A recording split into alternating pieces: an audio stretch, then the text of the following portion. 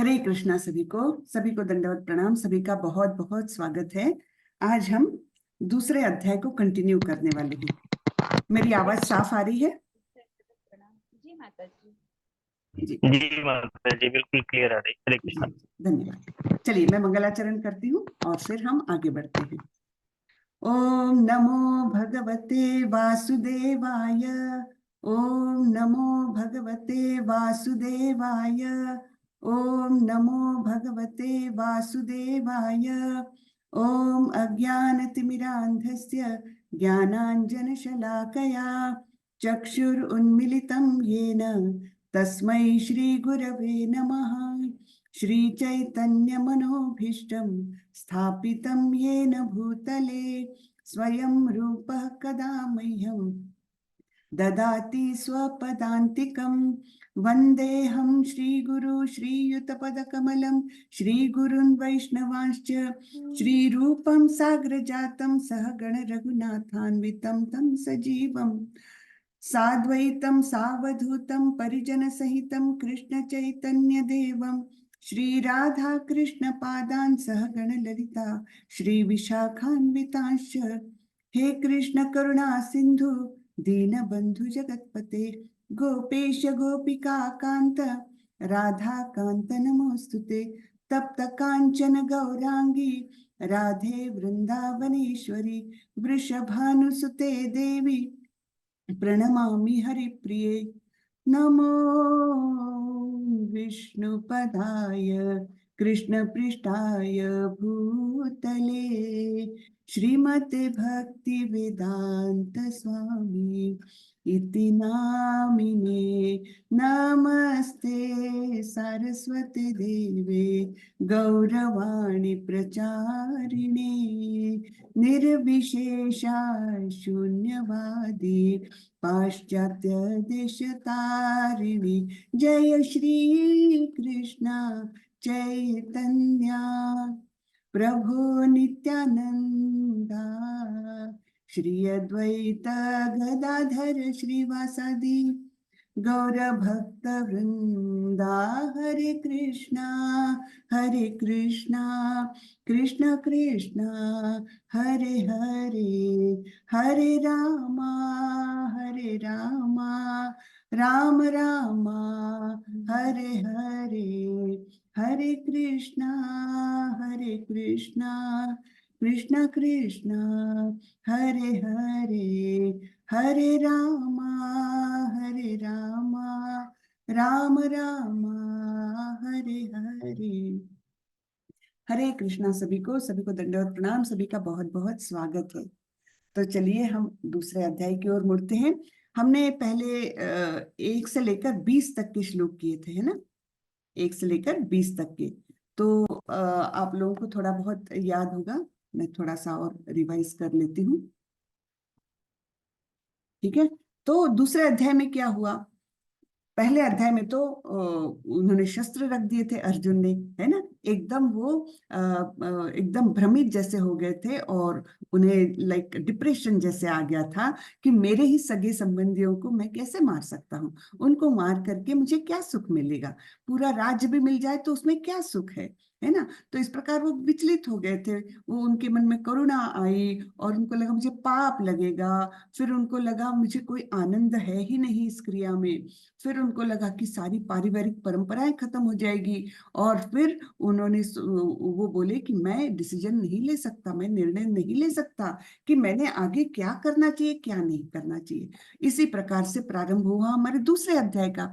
इसमें संजय ने बताया कि किस प्रकार, धृतराष्ट्र को बता रहे थे ना संजय, तो क्या बताया कि किस प्रकार अर्जुन की आंखों में अश्रु थे और वे एकदम ही हतोत्साहित होकर के और उन्होंने बोल दिया कि मैं युद्ध नहीं करूंगा। इस प्रकार का संभाषण उन्होंने धृतराष्ट्र को बताया। और फिर क्या हुआ? फिर अर्जुन ने 7वें श्लोक में टर्निंग पॉइंट आता है। पहले तो कृष्ण ने बोला कि अरे तुम ऐसे कैसे बात कर रहे हो, ऐसे तुम्हें बात करना शोभा नहीं देता। तुमने तो इतने युद्ध की तैयारी की है, तुम तो इतने वीर धनुर्धर योद्धा हो, और तुम ऐसे ऐन मौके पर अगर तुम ऐसे बोलोगे तो ये तुम्हें शोभा नहीं देता है। ऐसे तुम्हारे मन में कलमश कैसे आया? इस प्रकार से बोला। लेकिन फिर अर्जुन ने बोला कि 7वें श्लोक में कि मैं बिल्कुल कार्पण्य दोषोपहत स्वभावात् पृच्छामि त्वं धर्म धर्म सम्मूढ़ चेता यत् श्रेयस्यान् निश्चितम भूवितन में शिष्यस्ते हम शातिमान त्वां प्रपन्नम। मैं आपका शिष्य हो गया हूँ, मेरे लिए क्या श्रेयस्कर है ये आप बताएं मुझे, क्योंकि मेरी मति भ्रमित हो गई है, मैं मोह से मोह की अवस्था में आ गया हूँ। इस प्रकार जब उन्होंने शरणागति ली उसके बाद, हरे कृष्णा, हरे कृष्णा, प्लीज म्यूट करें।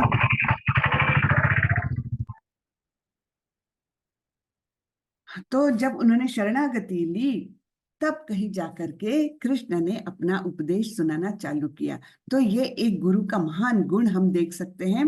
गुरु ने कैसे होना चाहिए कि शिष्य की सारी तकलीफें सुन ले, उसके सारे भ्रम सुन ले, उसकी सारी शंकाएं सुन ले शांति से, और जब उसका मन खाली हो गया, जब उसने पूरी तरह से बातें अपनी निकाल ली, उसके बाद गुरु ने अपना बोलना चालू किया है। नहीं तो होता क्या है, कोई हम किसी को कोई सवाल पूछने जाए, अरे हाँ हाँ वो ऐसा नहीं, ऐसा करना चाहिए, ऐसा करना चाहिए, बीच में ही टोक दिया तो क्या हो जाता है, हमारे भी विचारों की जो गति है वो रुक जाती है, और गुरु भी जो बोल रहा है वो हमारे ध्यान में आता नहीं, सामने वाला क्या बोल रहा है। तो यहाँ पर हम देखते हैं कि कृष्ण ने कैसे उसकी पूरी बातें मन की निकाल लेने दी, उसके बाद अपनी बातें बताना चालू किया है। ठीक है ना। तो हमने 20वां श्लोक कर लिया था। न जायते म्रियते वा कदाचिन नायम भूत्वा भविता वा न भूयः अजो नित्यम शाश्वतोयम पुराणो न हन्यते हन्यमाने शरीरे। यानी क्या बता रहे हैं, पहले तो बता दिया कि ये तुम अपने आप को केवल शरीर मत समझो, हम शरीर नहीं है, हम आत्मा है, और तुम ना आत्मा को मार सकते हो, है ना। सब कुछ वो बताया था कि यहाँ पर जो भी खड़े हैं, तुम भी, मैं भी, सारे राजा लोग, ये पहले भी थे और अभी भी है और आगे भी रहेंगे। ऐसा नहीं कि किसी का नाश होने वाला है, केवल शरीर बदल जाएगा, है ना। इस प्रकार का उपदेश कृष्ण ने दिया था। अभी ये श्लोक में क्या बोल रहे हैं कृष्ण, आत्मा के लिए किसी भी काल में न तो जन्म है न मृत्यु, वह न तो कभी जन्मा है, न जन्म लेता है और न जन्म लेगा, वह अजन्मा नित्य शाश्वत तथा पुरातन है, शरीर के मारे जाने पर वह मारा नहीं जाता। तो ये श्लोक हमने पिछली बार आखिरी श्लोक ये देखा था।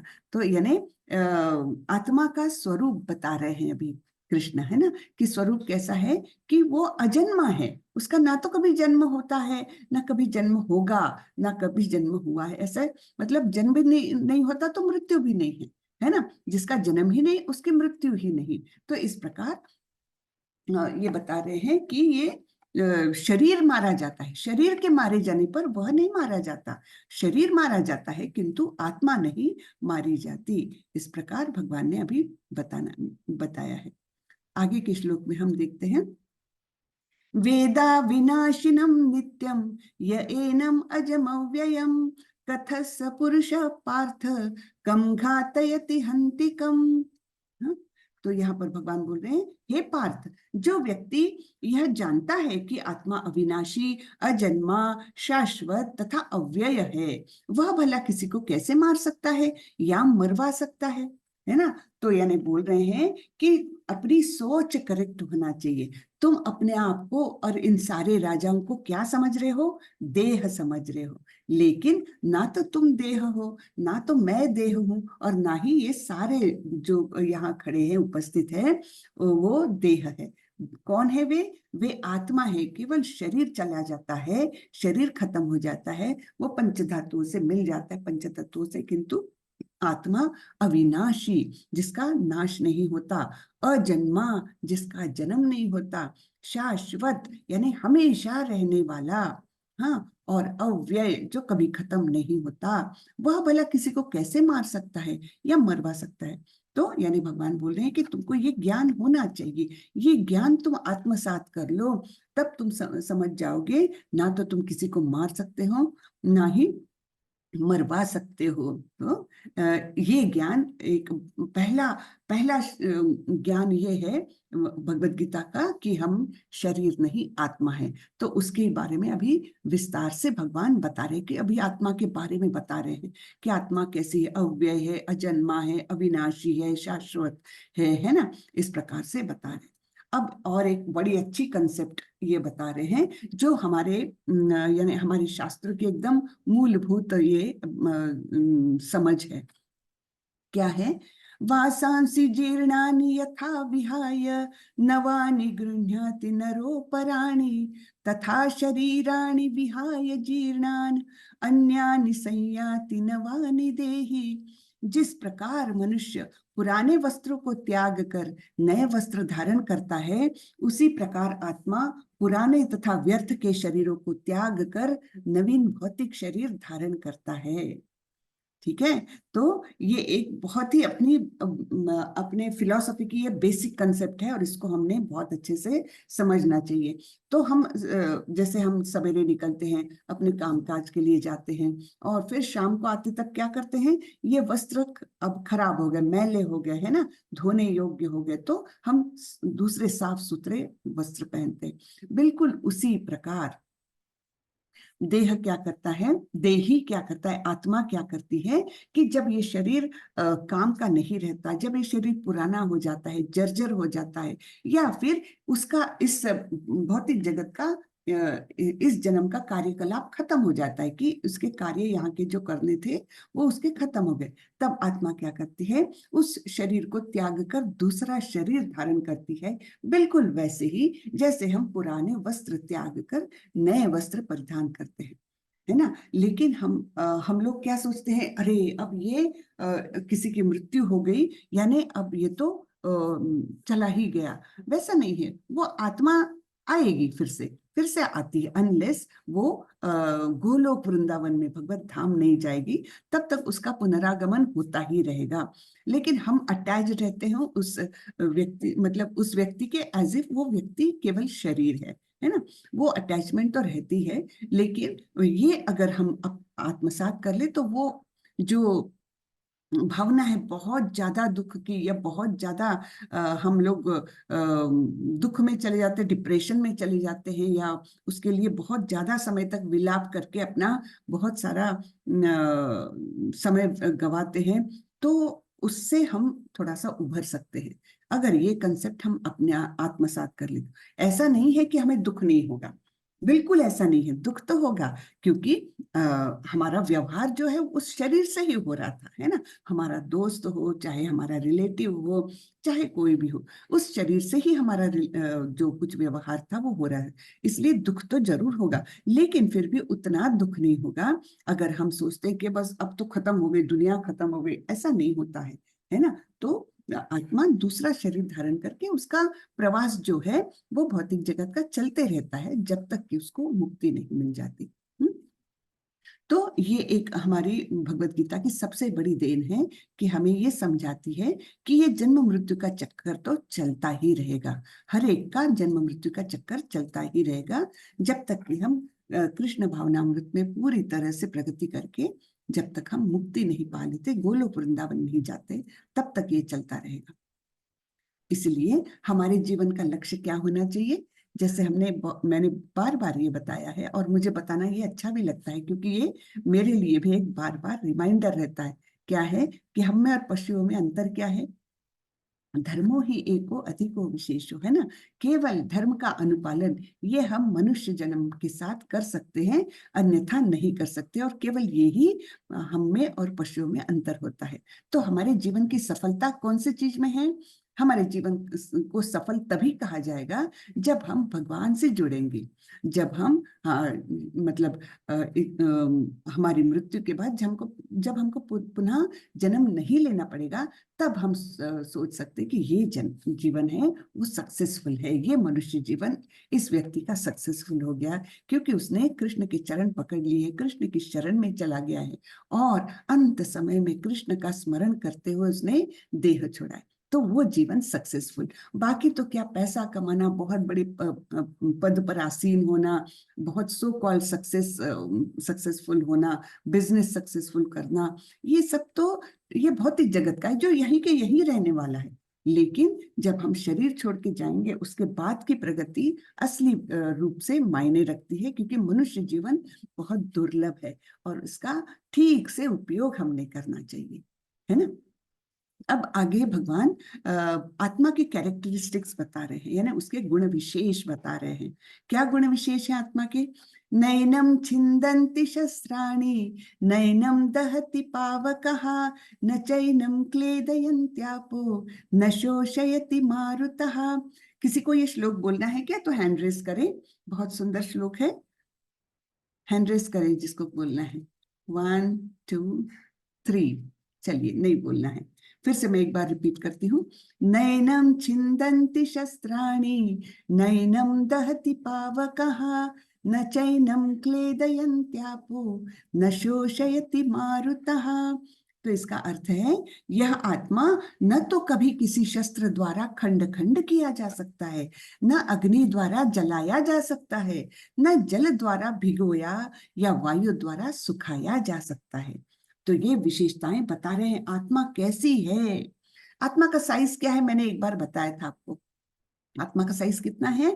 हमारे बाल का जो अग्र भाग है, यानी जो सबसे पतला भाग होता है ना, बाल का भी सबसे पतला भाग, उसको अगर हम एक 1/10,000, हाँ, 10,000 उसके पार्ट्स किए, तो उसमें का जो एक पार्ट है, उतना साइज है आत्मा का। उसको आज तक किसी ने नहीं देख पाए हैं, कोई भी माइक्रोस्कोप में कोई उसमें नहीं कोई देख सकता है, लेकिन उसका अनुभव किया जा सकता है चेतना के द्वारा। जब आत्मा शरीर में रहेगी तब पूरे शरीर में चेतना रहेगी, और जब आत्मा निकल जाएगी तो सारी चेतना खत्म हो जाती है। तो उसका अनुभव किया जा सकता है, लेकिन उसको देखा नहीं जा सकता। तो क्या यहाँ बताया है? नैनम छिन्दन्ति शस्त्राणि, किसी भी शस्त्र द्वारा ये काटी नहीं जा सकती, खंड खंड नहीं की जा सकती आत्मा।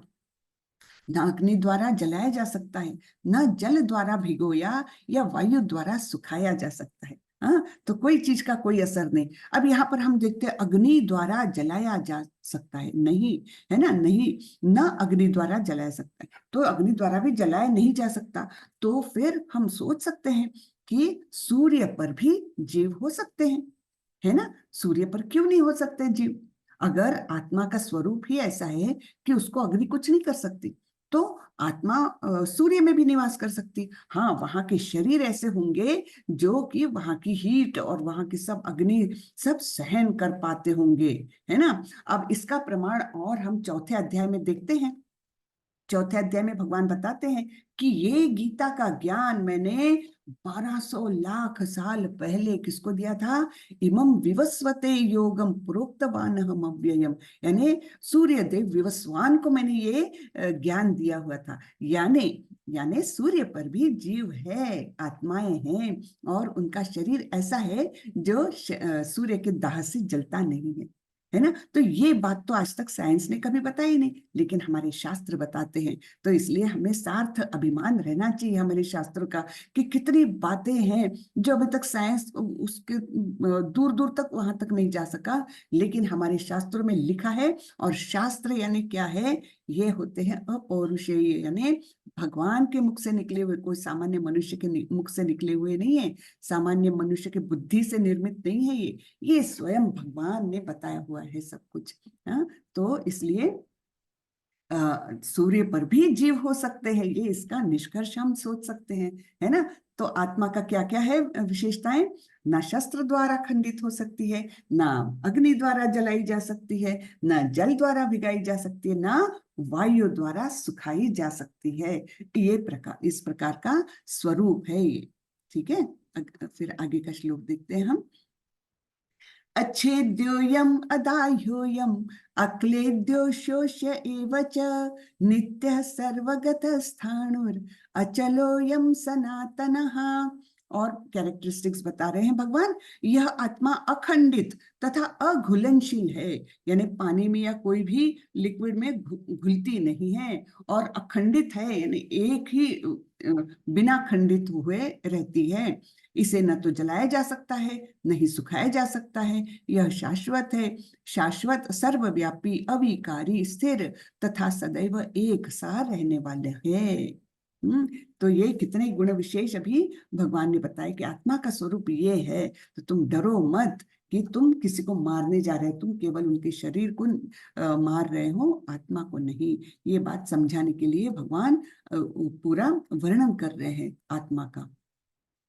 अव्यक्तोऽयम् अचिन्त्योऽयम् अविकार्योऽयम् उच्यते तस्मादेवं विदित्वैनं नानुशोचितुम् अर्हसि।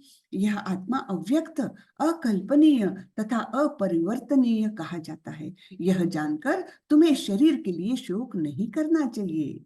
हाँ, तो अर्जुन जो शोक मग्न हो गए थे कि अरे मैं अपने ही सगे संबंधियों को मारने जा रहा हूं, तो उसके अगेंस्ट में भगवान पूरे पूरे वो रख रहे हैं, पॉइंट्स रख रहे हैं कि तुम जो सोच रहे हो वैसा नहीं सोचो, वैसा तुम्हारी सोच गलत है।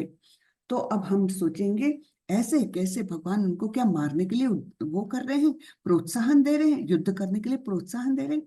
नहीं, भगवान युद्ध के लिए नहीं, लेकिन उसका क्षत्रिय धर्म पालन के लिए उनको बोल रहे हैं कि तुम ये गलत सोच रहे हो। अर्जुन एक क्षत्रिय है और एक धर्म युद्ध करने जा रहे हैं। क्षत्रिय का कर्तव्य है कि वो अपना जो नियत धर्म है उसका पालन करे, है ना। तो इसलिए भगवान उनको अपने धर्म के ऊपर चलने की राह, जो धर्म की राह पर है उस पर चलने की सलाह दे रहे हैं। नहीं तो बहुत लोग इसका बहुत गलत अर्थ निकालते। तो भगवान क्या उनको प्रोत्साहन दे रहे थे? हाँ, दूसरे कुछ कुछ लोग ऐसे बताते हैं, अरे तुम्हारे कृष्ण भगवान क्या उसको हिंसा करने पर वो कर रहे थे। ये हिंसा नहीं, ये है एक धर्म का युद्ध। हाँ, तो धर्म के मार्ग पर चलने के लिए बता रहे। आगे हम बढ़ते हैं। अथ चैनम नित्य जातम नित्यम वा मन्यसे मृतम तथापि त्वं महाबाहो नैनम शोचितुम अर्हसि। किंतु यदि तुम यह सोचते हो कि आत्मा अथवा जीवन का लक्षण सदा जन्म लेता है, सदा तथा सदा मरता है, तो भी है महाबाहु, तुम्हें शोक करने का कोई कारण नहीं। अब दूसरे तरह से आर्गुमेंट रख रहे हैं भगवान। अभी तक उन्होंने क्या बताया कि अरे तुम क्यों शोक कर रहे हो, तुम तो केवल शरीर को मारोगे, आत्मा को नहीं। आत्मा तो अविनाशी है, शाश्वत है, तो तुम दुख मत मनाओ। ये एक पॉइंट हुआ।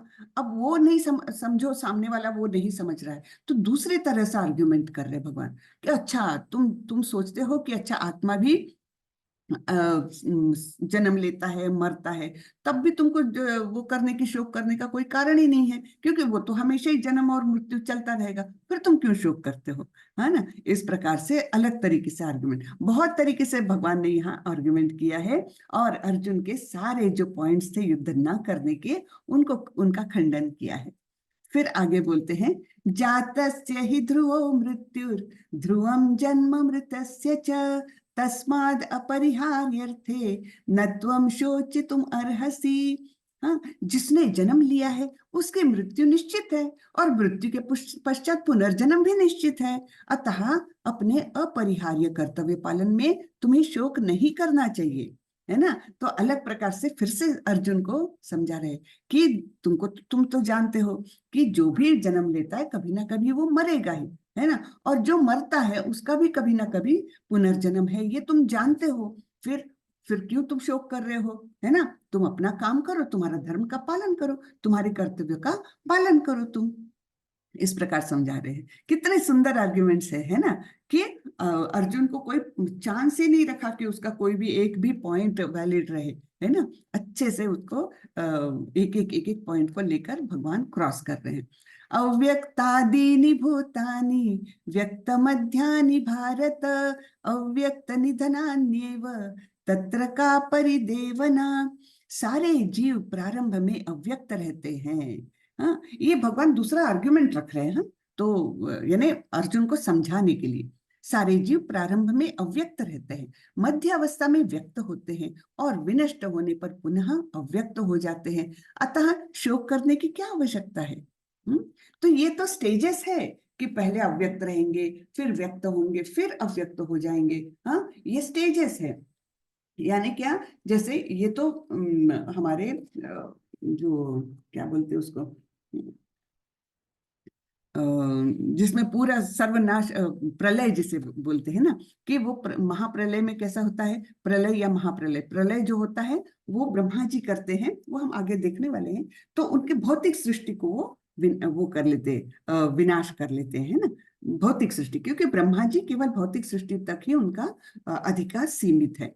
हाँ, तो उसको कहते हैं प्रलय। और महाप्रलय कौन करता है? महाविष्णु। तब तो ब्रह्मा जी समेत सारी की सारी सृष्टि उनमें समा जाती है। हाँ, तो इसलिए बोल रहे हैं कि सारे जीव प्रारंभ में अव्यक्त रहते हैं। सारे जीव कहाँ हैं? महाविष्णु के अंदर। हाँ, और फिर जब वो सृजन करते हैं, ब्रह्मांड की निर्माण करते हैं, हर ब्रह्मांड में एक गर्भोदकशाई विष्णु विराजमान है, उनके नाभि से कमल निकलता है, फिर वहां पर ब्रह्मा जी स्थित होते हैं। ब्रह्मा जी फिर सारी सृष्टि का सृजन करते हैं, तो तब फिर व्यक्त हो जाते हैं। तो ये अव्यक्त और व्यक्त की जो वो है सीरीज है, वो तो चलती रहती है। तो फिर तुम क्यों शोक कर रहे हो, है ना? इस प्रकार से समझा रहे हैं। ठीक है।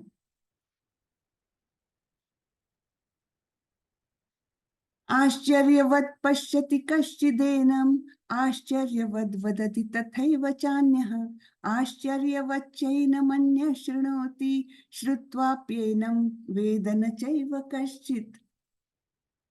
तो यहाँ भगवान बोल रहे हैं, कोई आत्मा को आश्चर्य से देखता है, कोई इसे आश्चर्य की तरह बताता है, तथा कोई इसे आश्चर्य की तरह सुनता है, किंतु कोई कोई इसके विषय में सुनकर भी कुछ नहीं समझ पाते। हाँ, तो कोई कोई लोग इसको, यानी आत्मा है, अच्छा इसको देखे ना, विजिबली ऐसे तो देख नहीं सकते, लेकिन उसके बारे में जब बताते हैं तो आश्चर्यचकित हो जाते हैं।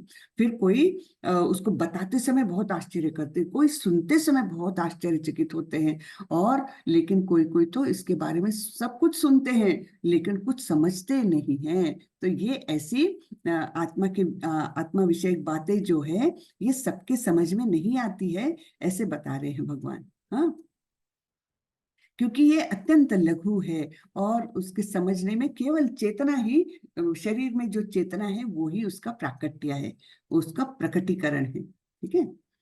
देहि नित्यम अवध्योयम देहे सर्वस्य भारत तस्मात् सर्वाणि भूतानि न त्वं शोचितुम अर्हसि। हे भरतवंशी, शरीर में रहने वाले यानी देही, ये क्या हुआ,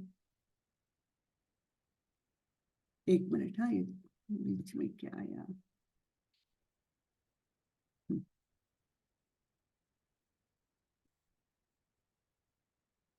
हे भरतवंशी, शरीर में रहने वाले यानी देही का कभी भी वध नहीं किया जा सकता, अतः तुम्हें किसी भी जीव के लिए शोक करने की आवश्यकता नहीं है।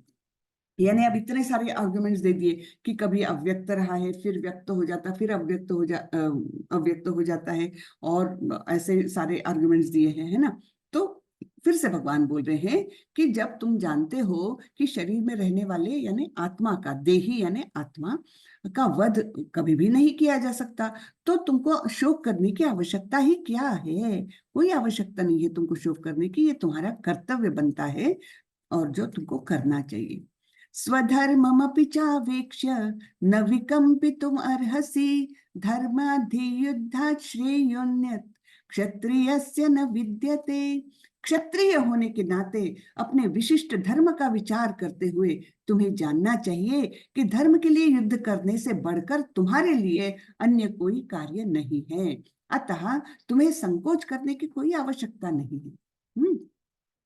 तो तुम्हारा धर्म क्या है? तुम्हारा धर्म है क्षत्रिय धर्म, और उसका पालन करने के लिए अभी इस समय तुम्हारे लिए युद्ध करने से बढ़कर तुम्हारे लिए कोई कर्तव्य नहीं है। हाँ, कोई भी कार्य नहीं है तुम्हारे लिए, इसलिए तुमको अपना काम करना चाहिए, अपना नियत कर्तव्य करना ही चाहिए। ऐसे भगवान उनको समझा रहे हैं, अनेक अनेक तरीकों से समझा रहे हैं। यदृच्छया चोपपन्नम स्वर्गद्वारमपावृतम सुखिनः क्षत्रिया पार्थ लभन्ते युद्धमिदृशम। हे पार्थ, वे क्षत्रिय सुखी है जिन्हें ऐसे युद्ध के अवसर अपने आप प्राप्त होते हैं, जिससे उनके लिए स्वर्गलोक के द्वार खुल जाते हैं। तो जब अपना कर्तव्य करते करते मनुष्य इस गति को प्राप्त होता है तो उसके लिए स्वर्गलोक के द्वार खुल जाते हैं। ठीक है ना। तो क्षत्रिय के लिए कर्तव्य है कि ऐसे धर्म युद्ध में अपना सर्वस्व लगा दे और जिससे कि वो उच्च लोकों में जा सके, है ना। अथ चेत्वम इमं धर्म्यं संग्रामं न करिष्यसि ततः स्वधर्मं कीर्ति च हित्वा पापम अवाप्स्यसि। तुम जो सोच रहे हो, है ना, अभी हम पढ़ेंगे, लेकिन पहले अर्जुन क्या सोच रहे थे कि मुझे पाप लगेगा। तो भगवान बोल रहे हैं कि तुम अगर युद्ध नहीं करोगे तब पाप लगेगा। क्या बोल रहे हैं? किंतु यदि तुम युद्ध करने के स्वधर्म को संपन्न नहीं करते तो तुम्हें निश्चित रूप से अपने कर्तव्य की उपेक्षा करने का पाप लगेगा और तुम योद्धा के रूप में भी अपना यश खो दोगे। यानी उस आर्गुमेंट को भी भगवान ने यहाँ पर खंडित किया कि उनको लग रहा था कि मैं इन सबको मार करके मुझे बहुत पाप लगेगा। तो भगवान बोल रहे अरे पाप उससे नहीं लगेगा, तुम युद्ध नहीं करोगे तब पाप लगेगा तुमको, इसलिए युद्ध करो। तुम केवल पाप के भागीदार नहीं होगे तुम, बल्कि अपना योद्धा के रूप में जो भी यश तुमने कमाया है अभी तक, सारा यश तुम खो दोगे। अकीर्ति चापि भूतानि कथयिष्यन्ति ते व्ययाम संभावितस्य चाकीर्तिर् मरणादतिरिच्यते। लोग सदैव तुम्हारे अपयश का वर्णन करेंगे और सम्मानित व्यक्ति के लिए अपयश तो मृत्यु से भी बढ़कर है ना।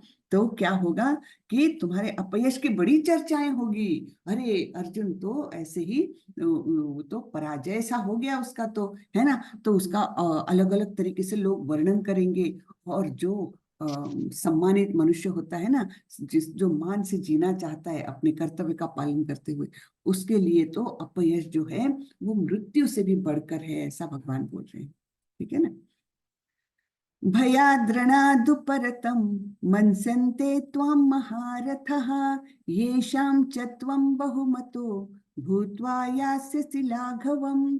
जिन जिन महान योद्धाओं ने तुम्हारे नाम तथा यश को सम्मान दिया है, वे सोचेंगे कि तुमने डर के मारे युद्ध भूमि छोड़ दी है और इस तरह वे तुम्हें तुच्छ मानेंगे। क्या बोलेंगे सब लोग? अरे अर्जुन तो डरपोक निकला, हाँ। और वो तो अभी तक इतना यश वगैरह कमाया, वो तो कुछ काम का नहीं, वो तो डरपोक ही रहा और इसलिए वो युद्ध भूमि छोड़कर भाग गया है।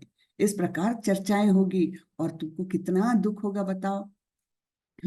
अवाच्य वादांश्च बहुन् वदिष्यन्ति तवाहितः निन्दन्तस्तव सामर्थ्यं ततो दुःखतरन्नु किम्।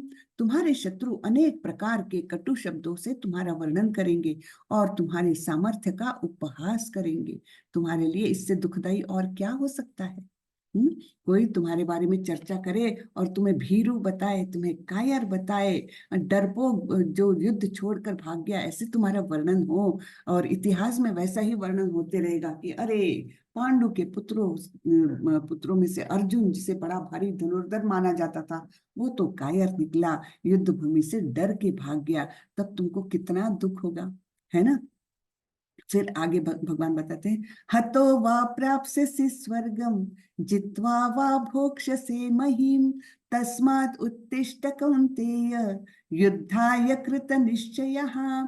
हे कुंती पुत्र, तुम यदि युद्ध में मारे जाओगे तो स्वर्ग प्राप्त करोगे और यदि तुम जीत जाओगे तो पृथ्वी के साम्राज्य का भोग करोगे।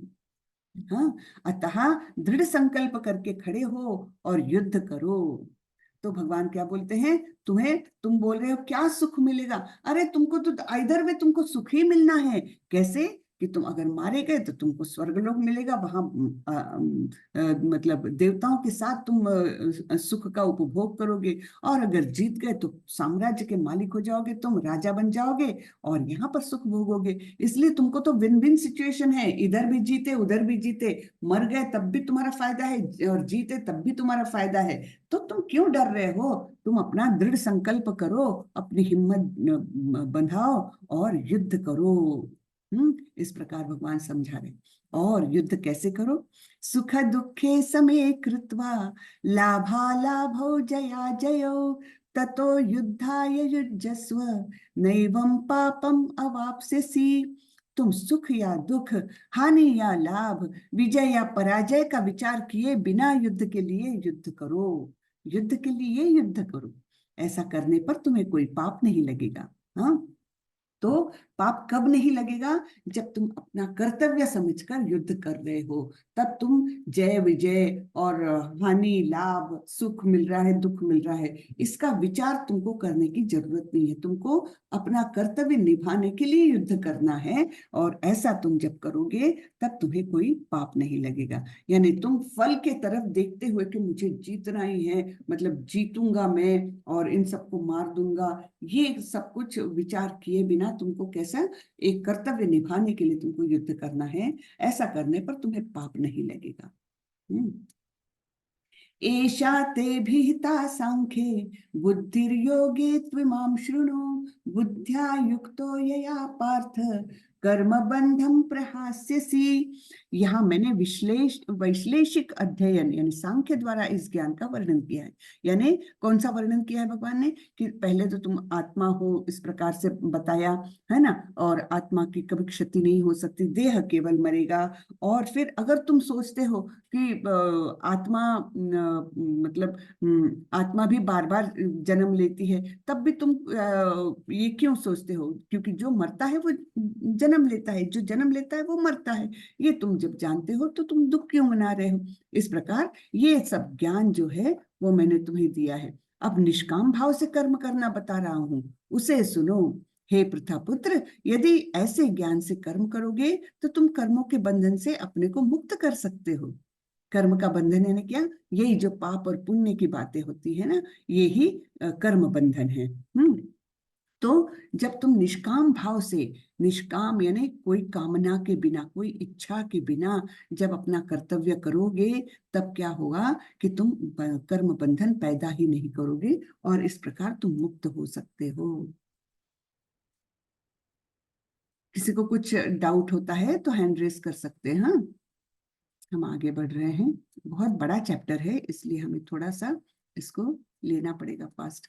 नेहाभिक्रमनाशोऽस्ति प्रत्यवायो न विद्यते स्वल्पम अप्यस्य धर्मस्य त्रायते महतो भयात्। इस प्रयास में न तो हानि होती है न ही ह्रास, अपितु इस पथ पर की गई अल्प प्रगति भी महान भय से रक्षा कर सकती है।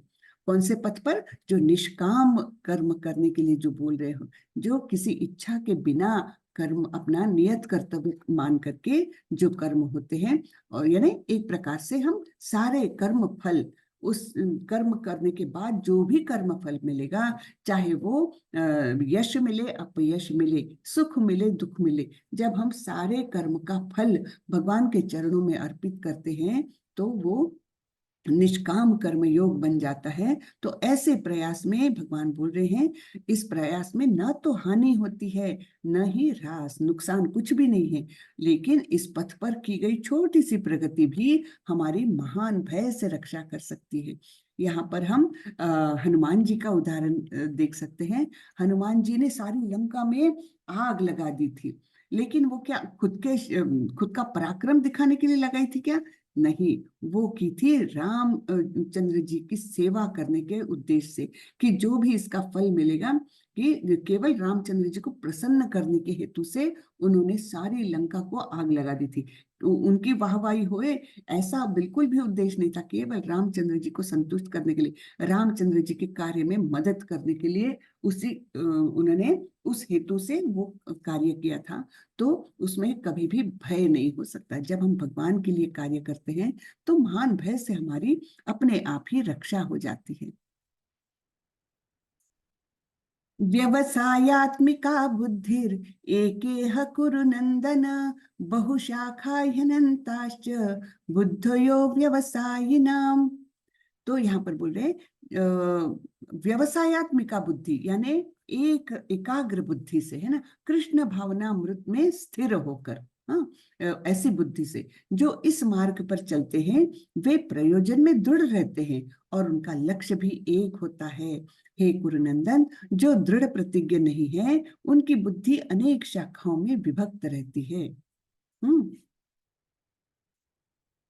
तो कौन से मार्ग पर चल रहे हैं? कृष्ण भावना मार्ग, यानी सारे कर्म फल जो है भगवान को अर्पित करते हुए जो कर्म करते हैं तो वे अपने प्रयोजन में दृढ़ रहते हैं, और यानी उनका प्रयोजन है, उनका जो मार्ग है वो दृढ़ रहता है और उनका लक्ष्य भी एक होता है। हे कुरुनंदन, जो दृढ़ प्रतिज्ञ नहीं है यानी जिनकी बुद्धि एकाग्र नहीं है उनकी बुद्धि फिर अनेक शाखाओं में विभक्त होती है। फिर ये करूं कि वो करूं, ऐसे ऐसे उनका मन चंचल होता है। उनको दृढ़ता से ये पता नहीं है कि मैंने कौन सा मार्ग अपनाना है। तो इसलिए बोल रहे हैं कृष्ण भावनामृत में जो कार्य होता है वो एकाग्रता से होता है और एक मार्ग पर वो चल पड़ता है, उसको कोई भी उस मार्ग से हटा नहीं सकता और एक लक्ष्य करके वो चलता है। लेकिन जो कृष्णा भावनामृत में काम नहीं करता उसको लगता है अगर ये ठीक है कि ये रास्ता ठीक है, ये काम करना चाहिए कि नहीं करना चाहिए, इस प्रकार से उसकी बुद्धि विभक्त रहती है। यामिमां पुष्पितां वाचं प्रवदन्त्य विपश्चितः वेदवादरता पार्थ नान्यदस्तीति वादिनः कामात्मानः स्वर्गपरा जन्म कर्म फलप्रदां क्रिया विशेष बहुलां भोगेश्वर्य गतिं प्रतिम। अल्प ज्ञानी मनुष्य वेदों के उन अलंकारिक शब्दों के प्रति अत्यधिक आसक्त रहते हैं जो स्वर्ग की प्राप्ति, अच्छे जन्म, शक्ति इत्यादि के लिए विविध सकाम कर्म करने की संस्तुति करते हैं। इंद्रिय तृप्ति तथा ऐश्वर्यमय जीवन की अभिलाषा के कारण वे कहते हैं कि इससे बढ़कर और कुछ नहीं है। अब यहाँ पर हमने समझना चाहिए ये वेदों के बारे में बोल रहे, तो वेद भी ऐसा नहीं है कि वेद यानी एकदम उसी का अवलंबन करना चाहिए। वेदों के भी भाग होते हैं। कुछ भाग जो है वो तामसी लोगों के लिए भी होते हैं, क्योंकि समाज में सभी प्रकार के लोग हैं, तो सभी प्रकार के लोगों को थोड़ा थोड़ा उत्थान करके उनको थोड़ा थोड़ा उनकी प्रगति करा के और फिर सत्व गुण में लाए, उसके बाद कहीं हम भक्ति के माध्यम से शुद्ध सत्व में जा सकते हैं। तो इसलिए वेद जो है वो सभी प्रकार के लोगों के लिए है, तमोगुणी लोगों के लिए भी है, रजोगुणी लोगों के लिए भी है और सतोगुणी लोगों के लिए भी है। हर सब लोगों के लिए कुछ अलग अलग काम दिए गए हैं कि ये करो तुम वो करो, लेकिन ऐसा नहीं है कि जो तमोगुणी लोगों के लिए काम दिया है, जो उनको अलाउ किया है, वो सतोगुणी लोग भी वही काम करें, ये नहीं है। जैसे एक एग्जाम्पल के लिए तमोगुणी लोग जो होते हैं वो नॉनवेज खाना नहीं छोड़ सकते, है ना, उनको इतनी आसक्ति रहती कि उनको अगर बोले कि नहीं नहीं तुमको नॉनवेज बंद करना ही होगा, वो कर ही नहीं सकते, है ना, क्योंकि वो तमोगुण में लिप्त है। फिर उनके लिए क्या किया है, उन्हीं हैबिट्स का थोड़ा सा नियमन किया है। नियमन कैसा किया है कि हाँ भाई तुम कोई चीज को दुर्गा माँ के सामने या किसी देवताओं के सामने उसका बलि दो, वो अन्न वही पकाओ और प्रसाद के स्वरूप में खाओ। तो क्या हो जाएगा, रोज रोज मारने से अच्छा है वो कोई स्पेसिफिक दिन वो जाकर के बलि चढ़ाता है और उसको वही पका करके और भोग के स्वरूप में खाता है। तो थोड़ा सा नियमन हो गया, थोड़ा सा कंट्रोल हो गया, है ना। तो धीरे धीरे फिर उसके मन से वो आसक्ति धीरे धीरे कम होगी। तो इस प्रकार सभी कुछ दिया है वेदों में। तो लेकिन उसका मतलब ये नहीं कि हम कोई भी चीज के प्रति आकृष्ट हो जाए। इतनी समझ हमारे अंदर होनी चाहिए कि ये जो बातें बताई है ये खास करके तमोगुणी लोगों के लिए है, ये कुछ बातें बताई है ये खास करके रजोगुणी लोगों के लिए है, और कुछ बातें सत्वगुणी लोगों के लिए। तो हमने अपने स्वभाव के अनुसार उनका अवलंबन करना चाहिए। इसलिए यहाँ पर बोला गया है अलंकारिक शब्दों के प्रति ज्यादा आसक्त नहीं रहना चाहिए, क्योंकि वेदों में बहुत सारी सुंदर भाषा इस्तेमाल की है।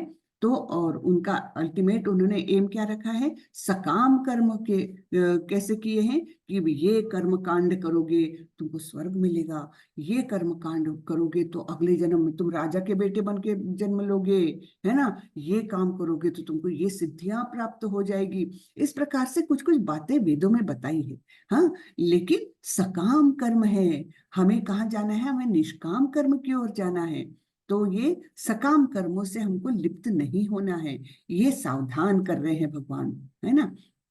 हाँ, इंद्रिय तृप्ति तथा ऐश्वर्यमय जीवन की अभिलाषा के कारण वे कहते हैं कि इससे बढ़कर और कुछ नहीं है। तो वो लोग क्या करते, अरे तुमको नहीं मालूम, ये तो वेदों में बताया है कि ऐसे ऐसे बलि चढ़ाना है, फिर वहीं पर मांस खाना है, ये इंद्रिय तृप्ति के है ना। तो ये समझदार व्यक्ति को समझना चाहिए कि ये केवल सकाम कर्म में लिप्त है, और उनका एम जो है कि इस जन्म में मृत्यु होने के बाद मुझे या तो स्वर्ग प्राप्ति होए या अगले जन्म में मुझे बड़ा बढ़िया सा जन्म मिले। इस प्रकार उनकी अभिलाषाएं रहती, इससे बढ़कर कुछ नहीं। यहाँ सावधान कर रहे हैं भगवान अपने को, है ना। भोगेश्वर्य प्रसक्तानां तया अपहृत चेतसां व्यवसायात्मिका बुद्धि समाधौ न विधीयते। जो लोग इंद्रिय भोग तथा भौतिक ऐश्वर्य के प्रति अत्यधिक आसक्त होने से ऐसी वस्तुओं से मोहग्रस्त हो जाते हैं, उनके मनों में भगवान के प्रति भक्ति का दृढ़ निश्चय नहीं होता, है ना। ऐसे लोग क्या है, इंद्रिय भोग और भौतिक ऐश्वर्य, बहुत सारा पैसा मिलना चाहिए और फिर मैंने एंजॉय करना चाहिए, अगले साल मेरा फॉरेन ट्रिप यहाँ पर लगनी चाहिए, और अगले के अगले साल मेरे घर के सामने इतनी बड़ी गाड़ी रहना चाहिए। बस उसी में जो लोग आसक्त होते हैं ना, तो वे फिर उनके मन में भक्ति का भाव जो है वो दृढ़ नहीं हो पाता, क्योंकि वो अपने भोग विलास में इंद्रिय तृप्ति में ही हमेशा बिजी रहते हैं। भगवान के लिए श्रद्धा होने के लिए मन एकदम कल्मशों से मुक्त होना चाहिए, और तब जाकर के हम थोड़ी सी भक्ति कर सकते हैं। त्रैगुण्य विषया वेदा निस्त्रैगुण्यो भवार्जुन निर्द्वंद्वो नित्य सत्वस्थो निर्योगक्षेम आत्मवान। वेदों में मुख्यतया प्रकृति के तीनों गुणों का वर्णन हुआ है, जो मैंने बताया ना, तमोगुण रजोगुण सतोगुण, और उन गुणों से लिप्त मनुष्य के लिए कई से कर्म कांड दिए हुए हैं। तो वेदों का मुख्य विषय क्या है, तीनों गुणों का वर्णन है। हे अर्जुन, इन तीनों गुणों से ऊपर उठो, समस्त द्वैतों और लाभ तथा सुरक्षा की सारी चिंताओं से मुक्त होकर आत्मपरायण बनो। यानी तुम तीनों गुणों से ही लपेटे मत रहो। तीन गुण यानी बेसिकली क्या है, जैसे कि हम जेल में हैं, अब जेल में अनेक प्रकार के कैदी रहते हैं, कोई सी ग्रेड, कोई बी ग्रेड, कोई ए ग्रेड कैदी भी रहता है ना। तो ए ग्रेड कैदी को क्या होता है, हाँ थोड़ी सी दाल में केवल पानी नहीं रहेगा, दाल भी रहेगी, थोड़ा सा उसको बेड थोड़ा सा सॉफ्ट मिलेगा, है ना, और क्या, और थोड़ी सुविधाएं कुछ मिलेगी, शायद रूम में पंखा भी मिल सकता है, पता नहीं मुझे तो ऐसी छोटी मोटी सुविधाएं मिलेगी, लेकिन है तो वो भी जेल ही, है ना। सी ग्रेड कैदी को बिल्कुल ही कुछ नहीं मिलेगा सुविधाएं, लेकिन बी ग्रेड वाले को थोड़ी सी मिल जाएगी बेसिकली। लेकिन सत्व गुणी व्यक्ति भी है तो जेल में ही, यानी तीनों गुण जो है वो हमको बताते हैं कि हम तो है जेल में ही। हाँ, तो भगवान बोल रहे हैं कि इन तीनों गुणों से ऊपर उठो, हाँ, यहीं पर मत लिप्त होकर पड़े रहो, तुमको इन तीनों गुणों से ऊपर उठना है। और समस्त द्वैतों, द्वैत ने क्या, यानी जीवन के जो अपोजिट्स होते हैं ना, लाभ हानि, सुख दुख, है ना, जय पराजय, मान अपमान, ये सब द्वैत है जीवन के, और इनसे हमारा पाला हमेशा पड़ते ही रहता है। जब सुख आता है तो हम बहुत खुश हो जाते हैं, दुख आता है तो रोने बैठ जाते हैं, मान होता है तो बड़े खुश हो जाते हैं, अपमान होता है तो बहुत गुस्सा आता है ना। ये सारे द्वैत हुए जीवन के, ये सब आते ही है। लेकिन भगवान क्या बोल रहे हैं, समस्त द्वैतों और लाभ तथा सुरक्षा की सारी चिंताओं से मुक्त होकर आत्मपरायण बनो। तो इन ये सब चीजों की तरफ ज्यादा तुमको ये विचलित ना करे, ये देखो विचलित नहीं होने का, कोई भी सुख या दुख में, जय या पराजय में विचलित नहीं, समभाव रखना है। कि ये नहीं कि जय हो जाए तो हाँ बाप रे क्या खुशी मना रहे हैं एकदम, हाँ वो भी नहीं, और पराजय हो जाए तो रोने बैठ गए, वो भी नहीं। एक समभाव रखना चाहिए। तो ऐसी चिंताओं से सारे मुक्त होकर तुम आत्मपरायण बनो, यानी अपना कर्तव्य, अपना जो है आगे क्या होने वाला है, मृत्यु के पश्चात कौन सा मार्ग मुझे मिल सकता है, उसके लिए मैंने आज क्या करना चाहिए। क्योंकि मनुष्य जन्म तो बड़ा ही दुर्लभ है, तो इसके लिए हमको आत्मपरायण बनना है, यानी अपना ही इंस्पेक्शन करना है, इंट्रोवर्ट होना है, मेरे लिए क्या योग्य है क्या नहीं है, ये हमने सोच करके हर कदम रखना चाहिए। यावानर्थौदपाने सर्वथा संप्लुतोदके तावान् सर्वेषु वेदेषु ब्राह्मणस्य विजानतः। एक छोटे से कूप का सारा कार्य एक विशाल जलाशय से तुरंत पूरा हो जाता है। इसी प्रकार वेदों के आंतरिक तात्पर्य जानने वाले को उनके सारे प्रयोजन सिद्ध हो जाते हैं। हाँ, यानी छोटा सा पानी का एक छोटा सा गड्ढा है, बहुत सारे हैं, तो जो छोटे से गड्ढे का जो काम है वो तो जलाशय के पानी से अपने आप पूरे हो जाते हैं, है ना। जैसे वो छोटे से पॉन्ड से अगर एक हाथ गाय उसमें पानी पी सकती है, तो वो बड़े जलाशय में बहुत सारे जानवर पी सकते हैं पानी, है ना। छोटे से उसमें थोड़ा सा एक हाथ पौधे को उससे पानी मिल सकता है, जलाशय से तो बहुत सारे पौधों को बहुत सारा पानी मिल सकता है ना। तो कूप का, छोटे से कूप का कार्य जलाशय अपने आप कर सकता है, बहुत सारा कर सकता है। इसी प्रकार वेदों के आंतरिक तात्पर्य को जानने वाले को, हाँ, यानी जो उसका तात्पर्य है, वेदों का तात्पर्य क्या है। अब वेदों का तात्पर्य ये है भगवान को जानना, ये हम 15वें अध्याय में देखने वाले हैं। वेदों का लक्ष्य क्या है, वेद किस लिए लिखे गए हैं। वेदों का लक्ष्य है भगवान को जानना, भगवान के बारे में जानकारी हासिल करना, ये वेदों का लक्ष्य है। तो अगर हमको ये लक्ष्य पता है तो उनके सारे प्रयोजन अपने आप सिद्ध हो जाते। भगवान को जब जानना है तो मुझे सकाम कर्म करके चलेगा ही नहीं ना। तो ये सब हमको ये अपने आप पता चल जाता है, जैसे एक जलाशय से छोटे छोटे कूपों का कार्य हो जाता है। ठीक है ना। चलिए हम अभी ये बड़ा ही फेमस श्लोक है ना, लेकिन इसको 99% लोग केवल पहली लाइन जानते हैं, दूसरी लाइन कोई बोलता ही नहीं है। तो हम पूरा श्लोक देखेंगे। कर्मण्येवाधिकारस्ते मा फलेषु कदाचन मा कर्म फल हेतुर्भुर्मा ते संगोत्स्व कर्मणि। इसका अर्थ है, देखना, तुम्हें अपना कर्म यानी अपना कर्तव्य करने का अधिकार है, किंतु कर्म के फलों के तुम अधिकारी नहीं हो। तुम न तो कभी अपने आप को अपने कर्मों के फलों का कारण मानो, न ही कर्म न करने में कभी आसक्ति हो। तो कितनी बातें बताई है, 3 चीजें हैं इसमें। हाँ, 3 नहीं, 3 ही है समझो, कि अपना कर्म करने का अधिकार है लेकिन फल का अधिकार नहीं।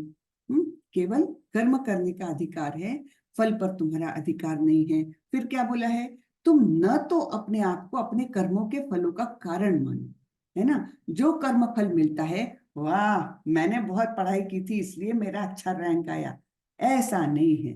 इसके आगे पीछे बहुत सारे फैक्टर्स काम करते हैं। तो अपने आप को तुम फलों का कारण मत मानो, उसके कारण स्वरूप बहुत सारे फैक्टर्स हैं। ठीक है, ये दूसरी बात। और तीसरी बात क्या है, न ही कर्म करने के, न ही कर्म न करने के प्रति कभी आसक्त हो जाओ, मैं कर्म ही नहीं करता, मैं परीक्षा ही नहीं देता। हाँ, जब मैं कर्म फल का भी अधिकारी नहीं हूँ, अगर मैं कर्मफल का कारण भी नहीं हूँ, तो मुझे कर्म ही क्यों करना है, मैं कर्म ही नहीं करता, ऐसा भी तुम नहीं कर सकते। हाँ, ऐसे भगवान बता रहे। ठीक है, तो तीन चीजें बड़ी इंपॉर्टेंट चीजें हैं। तुम्हें अपना कर्म करने का अधिकार है, किंतु कर्म के फलों के तुम अधिकारी नहीं हो। कर्म के फल पर अधिकार किसका है, भगवान का। ठीक है, दूसरा, तुम न तो अपने आप को अपने कर्मों के फलों का कारण मानो कि मैंने ये किया इसलिए मुझे ये कर्म फल मिला, ये भी नहीं। और तीसरा क्या है, न ही कर्म न करने के प्रति कभी आसक्त हो जाओ। है ना, बहुत इंपॉर्टेंट श्लोक है ये, है ना। तो इसको हमने समझ लेना चाहिए। ये समझ गया कि सबको तीन बातें बताई है भगवान ने। ठीक है, तो चलिए अभी थोड़ा सा एक आध श्लोक और ले लेते हैं, फिर हम रुकते हैं, फिर क्वेश्चन आंसर लेते। योगस्थ कुरु कर्माणि संगम त्यक्त्वा धनंजय सिद्ध्य सिद्ध्यो समो भूत्वा समत्वम योग उच्यते। हे अर्जुन, जय अथवा पराजय की समस्त आसक्ति त्याग कर समभाव से अपना कर्म करो, ऐसी समता योग योग कहलाती है।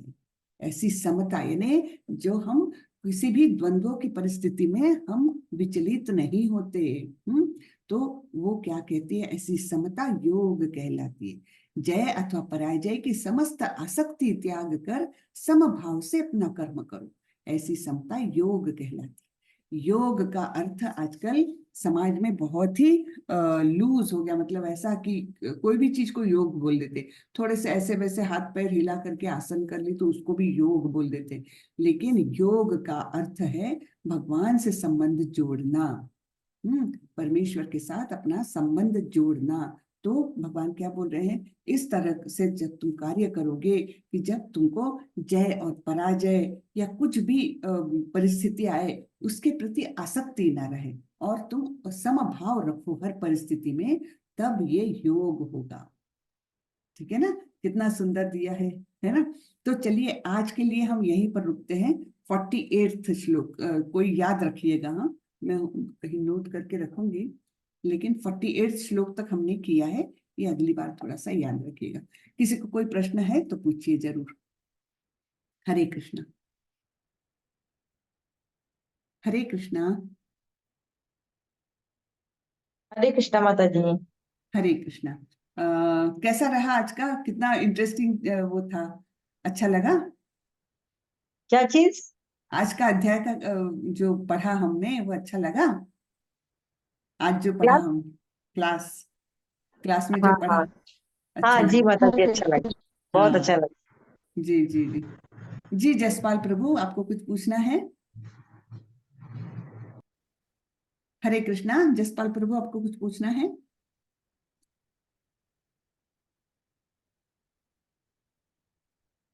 हरे कृष्णा प्रभु। हेलो, हरे कृष्ण हाँ, माता जी।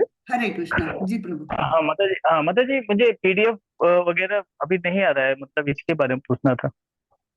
पीडीएफ ना, पीडीएफ जी चाहिए माता आपको जी। ये वाली?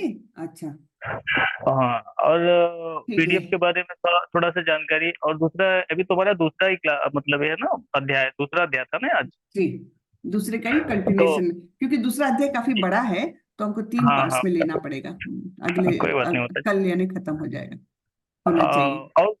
और कोई बात नहीं, और एक है जैसे 40 दिन तक चलेगा, तो ये हमारा भक्ति प्रिय शास्त्री का ही शायद कोर्स, ऐसा कोर्स है। मैं थोड़ा सा कंफ्यूज हो जाता हूँ, इतने सारे क्लास में ज्वाइन हो गया हूँ, मैं कंफ्यूज होता हूँ माता जी, इसके लिए क्षमा चाहूंगा। जी कोई बात तो नहीं। हाँ, तो ये प्रिय भक्ति शास्त्री का ही लेवल 2 है ना? जी जी, प्री भक्ति शास्त्री का लेवल 2 है ये।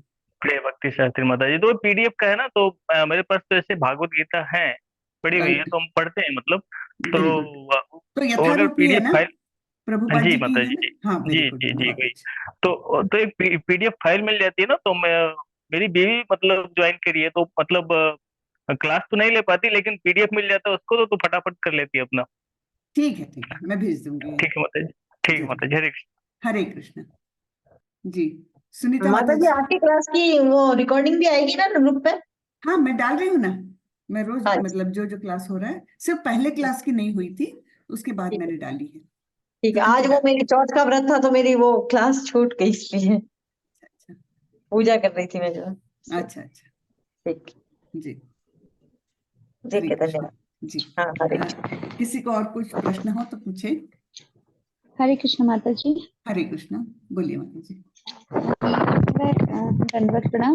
धन्यवाद, मैं ये प्रणाम। पूछ रही थी माता जी, जैसे जी आपने बताया है कि जो ये क्या बोलते बलि वगैरह का जो बताया है, तो उसमें क्या ये सही रहता है कि माता जी मतलब इन चीजों को स्वीकार करते हैं, लोग बलि देते हैं, हत्या करते हैं, जीव हत्या करते हैं, तो क्या ये माता जी देव इनको इन चीजों को स्वीकार करते हैं माता जी? देखिए, ये बहुत ही डिबेटेबल पॉइंट होता है, लेकिन फिर भी थोड़ा सा कोशिश जी करेंगे। क्योंकि देखिए, कोई समाज समाज तो सभी लोगों के साथ बना हुआ है ना, सभी प्रकार के लोग होते हैं, तो उसमें तामसी भी लोग होते हैं। जी फिर जी वो इतने अत्यधिक आसक्त हो जाते हैं ना नॉनवेज वगैरह के, मांसाहार के जी लिए। जी तो जी फिर जी वो तो हाँ, रोज वो ही रोज चीज वही हाँ। खाएंगे। तो उनको नियमन करने जी के जी लिए, माता उनको थोड़ा सा कंट्रोल करने के लिए जी। ये एक मार्ग बताया है। अच्छा, ऐसा नहीं कि देवी देवता इससे एक प्रसन्न मार्ग, होते अच्छा। हैं, नहीं, लेकिन उनको कंट्रोल में लाने के जी लिए, जैसे हाँ कोई हठीला बच्चा है, कोई मान ही नहीं रहा है वो, तो उसको हाँ। थोड़ा सा कंट्रोल में लाने के लिए जी उसको जी कोई बताते कि नहीं नहीं, ये करो, ये तुम कर सकते हो, यहाँ ये रूम में जाके जी तुम मस्ती कर लो, पूरे घर को मत बिखेरो, कुछ ऐसे नियमन कर लेते ना। जी जी उस प्रकार से वो है कि जी तामसी जी लोगों की वो सेटिस्फेक्शन भी हो जाए, और थोड़ा सा उनको लगे हम भी देवी हाँ देवता को कुछ कर रहे हैं, इसलिए वो उनको जी जी कंट्रोल में हाँ, रखने के सिर्फ लिए एक उनका मन बस। समझाने के। ऐसा नहीं जी कि कोई जी देवी देवता इससे वो हो जाएंगे, नहीं, लेकिन अपने हाँ सभी जी लोग तो बच्चे जी हैं भगवान के, तो उनको किसी प्रकार जी से जी अच्छे मार्ग पर जी लाने के लिए ये किया है। जी जी माता जी, क्योंकि मेरे को बहुत कंफ्यूजन होता है, मैं नहीं, मंदिर जाती हूँ माता जी वगैरह के, तो हाँ वहां पे ऐसे जीव हत्या देख के बहुत जी हाँ, घबराता है। बिल्कुल और बिल्कुल। अजीब सा महसूस होता है कि यार हाँ, माता जी इन चीजों को कैसे, माँ इस चीज से प्रसन्न हो रही है, क्या अजीब हाँ, सी हरकतें वो लोग करते जी हैं जी, बलि देने के बाद। मतलब हम्म, अपना उनको घबराहट होती है, घबराहट होती, एक अजीब सही सी बात है, बेचैनी टाइप में होती है। वो बिल्कुल। सब देख के तो मतलब है कि ईश्वर इस चीज को कैसे वो आज्ञा दे रहा है, वो इस चीज के थोड़ा नहीं, कंफ्यूजन था इसलिए। वही है कि बहुत ही बिगड़े हुए बच्चे को कैसे थोड़े से मार्ग पर लाए, तो हम्म, थोड़ा सा नियमन उसमें किया है, जी बाकी कुछ नहीं, है ना। जी तो धीरे धीरे फिर उनके जी मन में जी भी हरे डर। कृष्ण माता जी, हरे दंडवत। कृष्ण जी, हरे कृष्ण जी। जी जी जी माता जी। किसी का कोई प्रश्न है? हरे कृष्णा। लगता है नहीं है अभी किसी का प्रश्न, तो चलिए कल हम मतलब कल फिर से क्लास है, 49th से हम चालू करेंगे, हाँ, थोड़ा सा याद रखेंगे।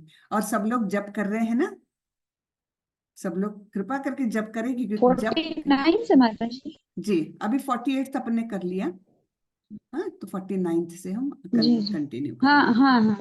जी जी। जी जी अच्छा, पिछले किसी ने मुझे जी जी जप के जी बारे में प्रश्न जी पूछा था जी हरे पिछले कृष्ण। क्लास में। कोई है कि यहाँ पर माता जी ने, किसी ने पूछा था कि जप के बारे में थोड़ा सा बताएं कैसे करना है एग्जैक्टली, तो मैं इसलिए मेरी जप माला मैंने पास में रखी है। वो माता माता जी जी है मेरा एक कोई? सवाल है, हरे कृष्णा।